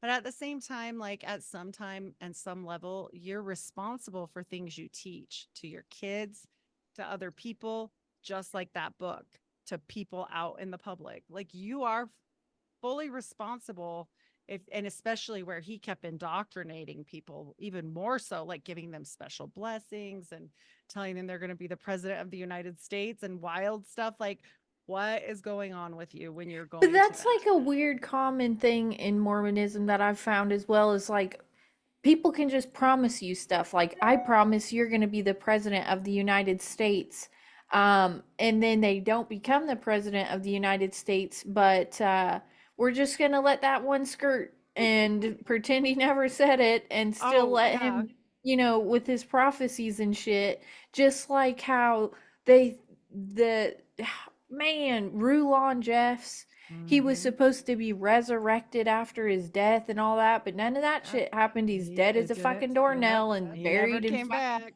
but we're just gonna Yep. let that skirt by. And it's just like, how do they get off with like all these huge promises? I'm gonna be Mhm. resurrected after my death. You're gonna become president. None of that shit ever happens, but they just keep going along They with keep it. going. And then there's other big ones that they just completely missed the mark on, and including Joseph Smith himself. And let alone he's talking about 6 feet tall Quakers living on the moon, and people are going to go there. And in their patriarchal blessing, which is your blessing if you live righteously, all this stuff will come true. And you get it when you're a teenager. And they were like, oh, you're going to go to a mission on the sun and you're going to do this and that and all this crazy stuff. And then when it doesn't come true, you know what they tell you? Well, you must not have lived good enough. You must have blew it. Wow. So that's gaslighting if I've ever heard it in my It's not life. their fault then. It's not their fault, right? That's on you. So they Whoa. keep them at such a level to where, yes, they do feel important, but they're never good enough because they don't believe in grace. You have to remember that their doctrine is you got to do the work. You have to put in, like, if you earn 70 cents to get to heaven and it costs $1, maybe if you were good, Jesus will give you 30 cents, maybe. But you got to do everything you can. And that's why so many Mormons are really successful because we are pushed by the age we're able to understand speech to be the best, to do the best, to go to the top, to do all the things. And that's why you'll see these moms with like 6 kids and still do. I went to school. I have 6 kids. I still got my schooling. I still have 2 degrees.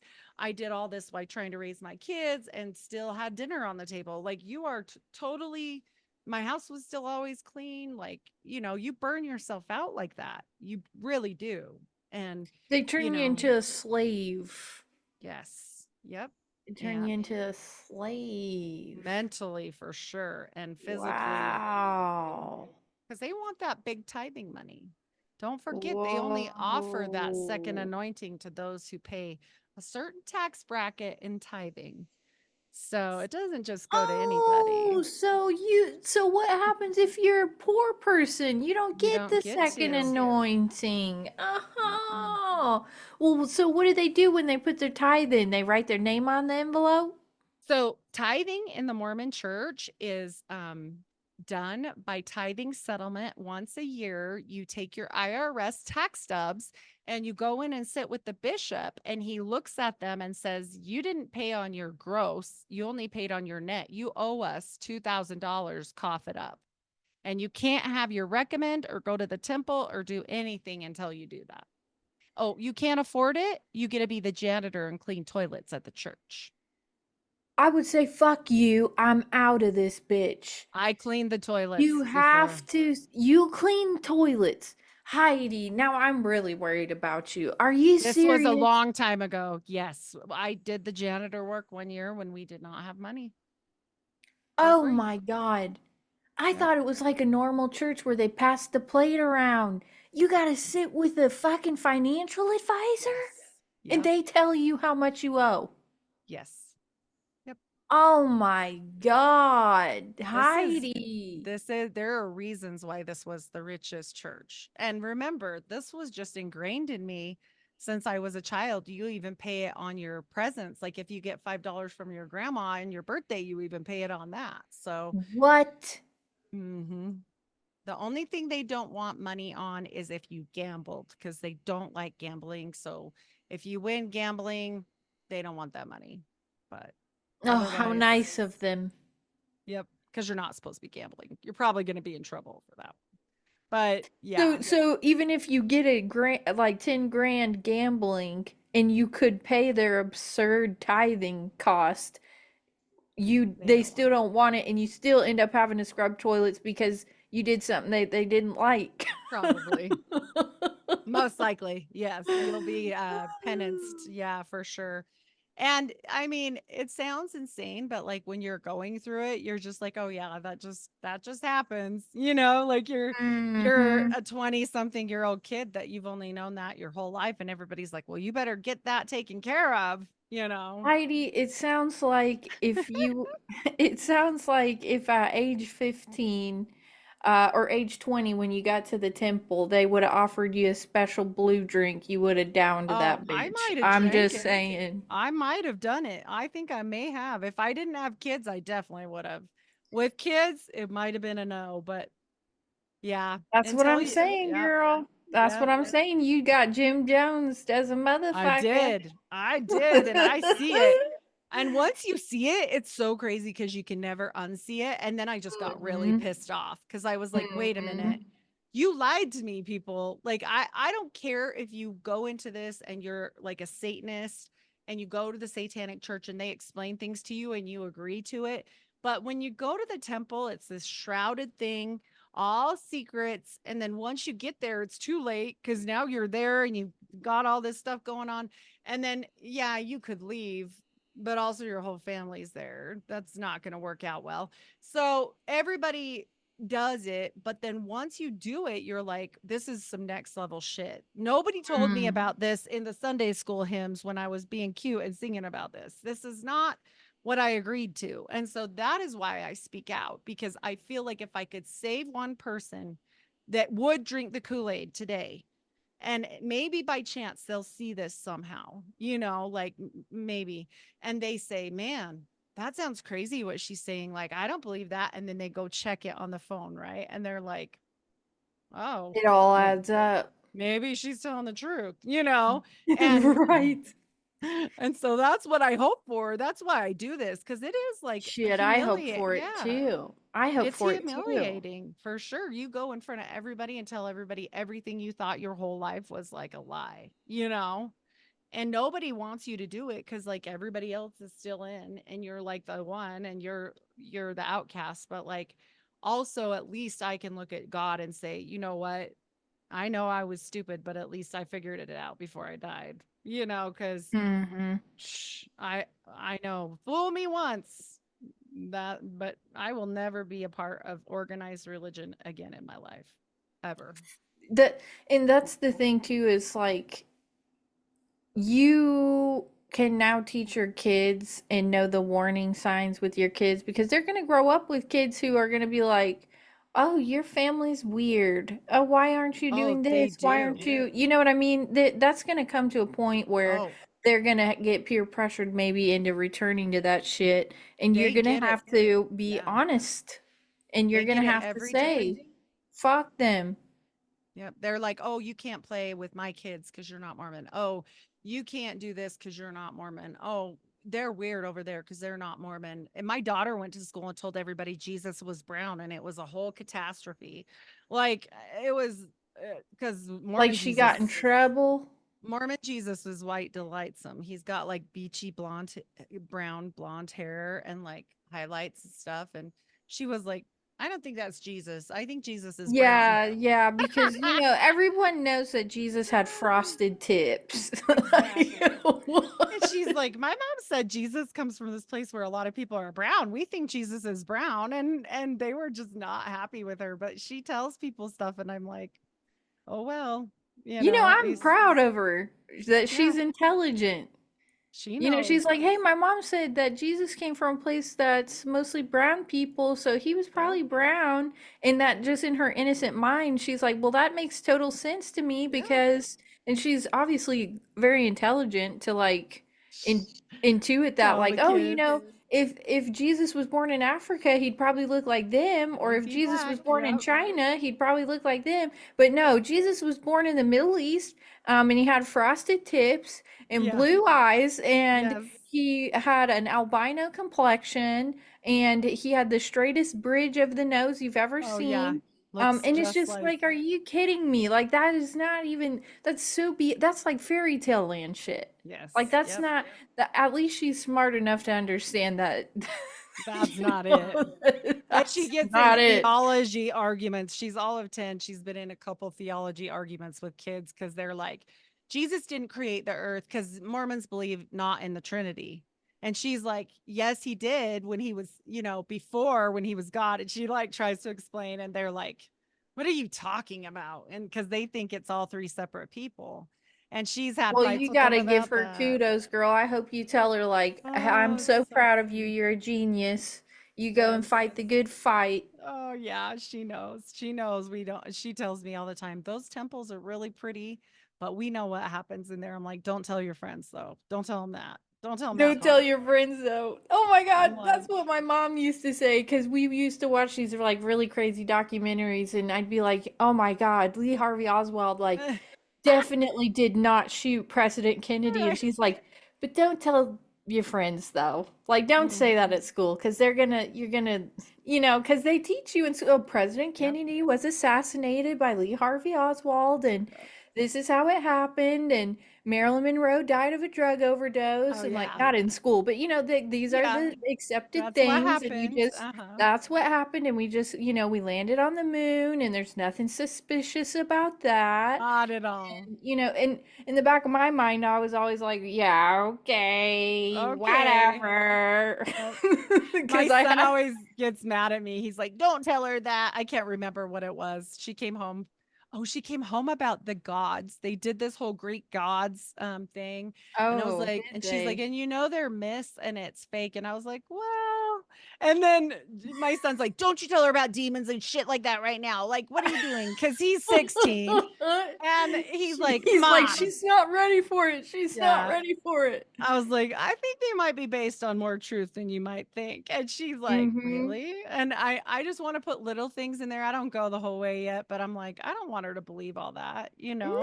No, no way. And then, by the time she's our age, she's gonna be on a podcast like, dude, my mom, Hopefully. let me Yeah. tell you. Either she'll be like, my mom was totally insane and she'll be totally normal, or she'll be like me. One of the Nah, two. she'll be like you because she's Uh, already telling people Jesus was brown. I mean, we're yeah. halfway there. There you go. There you go. Especially in Utah, they got to be white and delightsome. White and delightsome. That's a whole thing. You do that Dude, here. do You, you mm, know I told my husband's cousin, um, he was like, yeah, they come to my door and they proselytize or whatever. And I was like, have you ever heard the phrase white and delightsome? And he was like, what are you talking about? And I was like, dude, I'm telling you, this yeah. is a whole thing, and I couldn't make it up in my wildest dreams. No, and they will lie. They'll be like, "Oh, that was back in the olden days."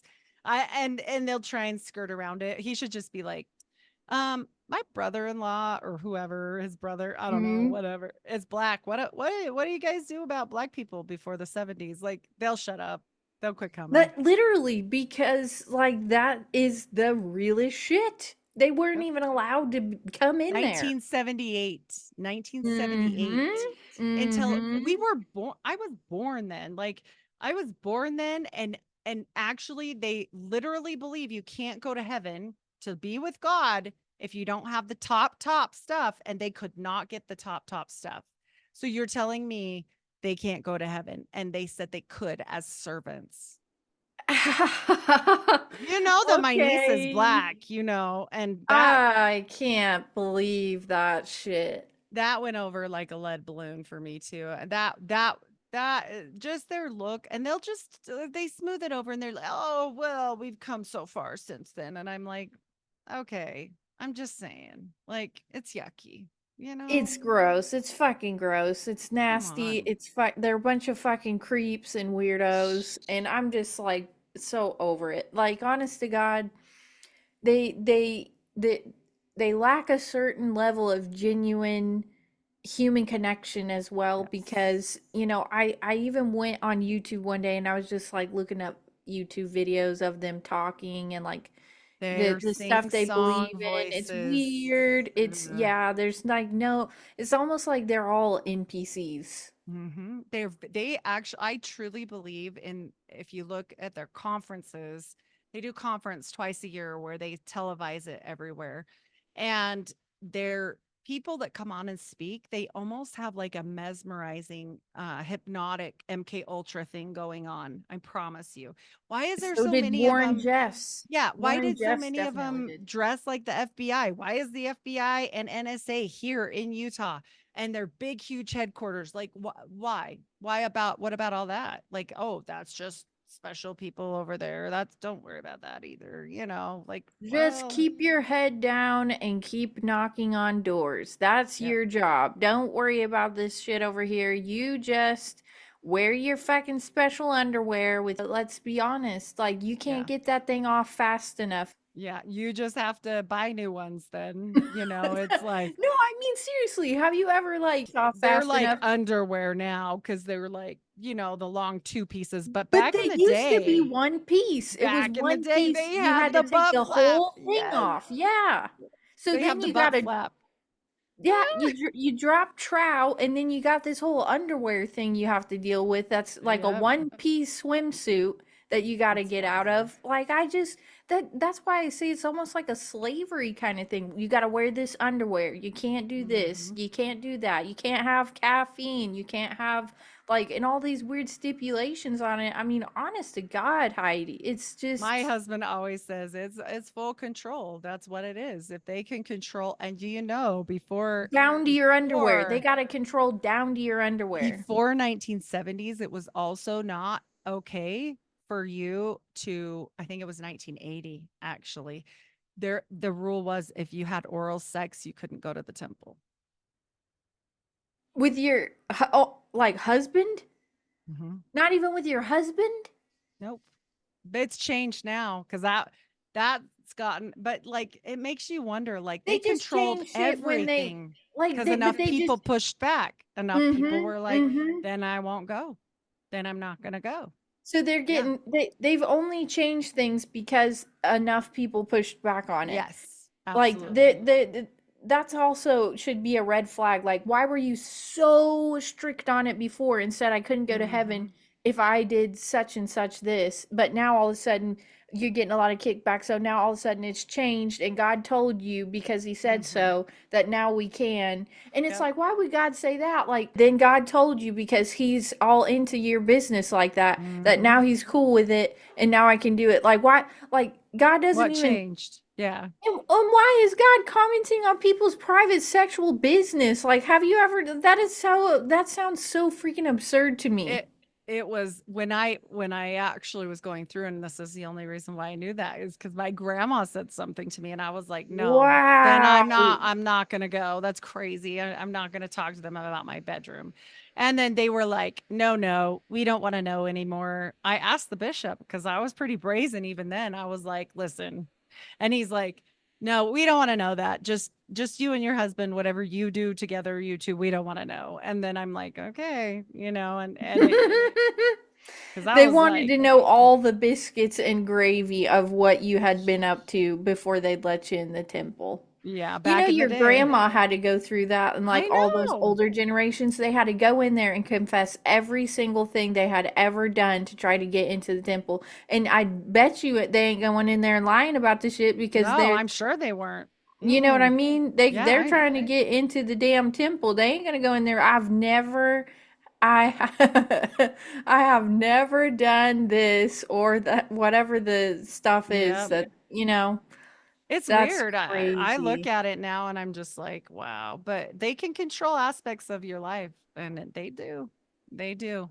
And so if you guys are watching this and you happen to be Mormon and you haven't gone to the temple yet, I would reconsider. I would really do your homework, research, do research, like watch my videos, like watch stuff that's out there. It's not what they say it is. It's not. It's No, it's Masonic. not. Yeah, it's not good. It's not. Speaking And of that, by the way, Heidi, can you tell the listeners where they can find more of your content absolutely. if they're interested and all the Patreons and the Instagrams give us the details. All the deets. All right. I am Heidi Love. I'm at the Unfiltered Rise podcast. Everywhere podcasts are served. I am on Patreon. $5 a month will get you 2 extra shows all about murders, Mormons, and mayhem, like we talked about, because there's a bunch of them, Triple including Ted M's. Bundy. Yes, including Ted Bundy. And so that is strictly on my Patreon, $5 a month. And then I also do monthly Mormon Monday with Paranoid American. Once a month, we get together and talk about, he brings the craziest things. So sometimes they always hit Patreon first as well. And so those are fun. He brings up crazy things like Mormons in space. He's the one that comes up with these wild ideas because he's more fun than me. I am on Instagram for the most part, Twitter, Facebook, all that, but I'm not as good about it as if you want to get a hold of me. Instagram's probably the place. So That is send you a me. message over on the Instagrams. Yes, ma'am. And just in case they're seeing this on mine and not yours, you want to let the people know where to find you? Oh, how kind. Thank you. Yes. Well, I am Julia. I have the Cosmic Peach podcast available wherever, and then Cosmic Peach podcast on Instagram. I do have Patreon. You can find it by looking for Cosmic Peach podcast, but it is called Room 237. And that's where you'll get early access to all episodes and bonus content. And I've recently started, I was offered to do a special exclusive show once a week with the Cult of Conspiracy podcast. So that is also Patreon exclusive. So that's just a little extra tidbit you'll be getting over there as well. And I get weird just like Heidi gets weird. We just be weird. We are just two weird individuals with Patreon. So for all the extra tidbits and all the more exclusive content, that's where you can find it. Everything else goes to the free feed. But yeah, I'd love to see anyone over there. Just like with Heidi, please go and check her out. Give her 5 stars on Apple and Spotify. And yeah, so did you have anything else, Heidi? That is it. Just don't be culty. Get out of cults. Yeah. I'm sorry for what I said when I was Mormon. Yeah. Right. Thank you so much for joining me tonight, and thanks to all the listeners. We will catch you on the next one.